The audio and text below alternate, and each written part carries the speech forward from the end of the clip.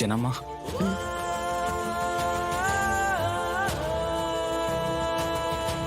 எனக்கு இது வரைக்கும் நீங்க சொல்றதா வேதவாக்கா இருந்துச்சு. நீங்க என்ன சொன்னாலும் நான் அதை கண்ணை மூடிட்டு நம்புவேன். நீங்க எது செஞ்சாலும் அது சரியாதாம்மா இருக்கும். ஆனா இப்போ உங்ககிட்ட ஒண்ணு கேட்கணும்னு தோணுது ஜனம்மா. அதுவும் எனக்காக இல்லம்மா, என் தங்கச்சி வெண்பாக்காக. இந்த வீட்டுல இருக்கிற எல்லாருக்கும் யாருக்கு என்ன தேவைன்னு பார்த்து பார்த்து செய்யறவங்க நீங்க. அப்படி இருக்கும்போது என் தங்கச்சிக்கு என்ன தேவைன்னு உங்களுக்கு தெரியும்ல ஜனம்மா.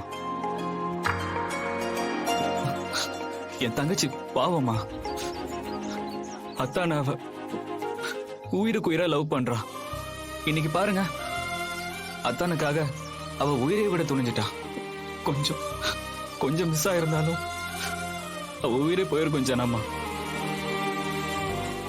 அவளுக்கு மட்டும் ஏதாவது ஒண்ணு ஆயிருந்தா நீங்க எவ்வளவு கஷ்டப்படுவீங்க. அந்த தப்பு மறுபடியும் நடந்துடக்கூடாதுமா.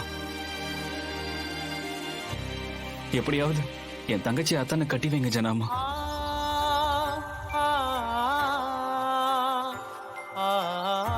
சேது,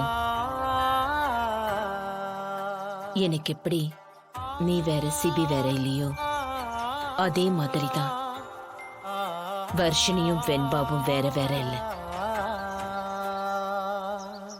நீங்க 4 பேருமே நான் வளர்த்த பிள்ளைங்க.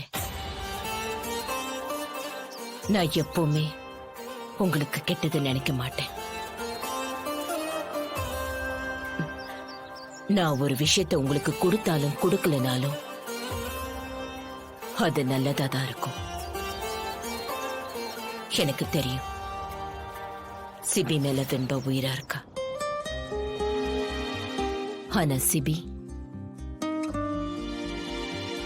சிபிய வெண்பாக்கு கட்டி வச்சா அவ வாழ்க்கையில இருக்கிற கொஞ்ச நஞ்ச சந்தோஷம் கூட இல்லாம போயிடும். ஏன் ஜனம்மா அப்படி சொல்றீங்க? சேது, சிபிய பத்தி உனக்கு தெரியும்ல. சிபியோட குணத்துக்கும் அவனோட முன்கோபத்துக்கும் வெண்பா பொருத்தமான பொண்ணு இல்ல. உன் தங்கச்சி ரொம்ப சென்சிட்டிவ். அவளால ஒரு சின்ன முக சுளிப்ப கூட தாங்கிக்க முடியாது. நீயே சொல்லு, ஆமாவா இல்லையா? ஆமா ஜனம்மா, அவ லேசா முகத்தை திருப்பிட்டு போனா கூட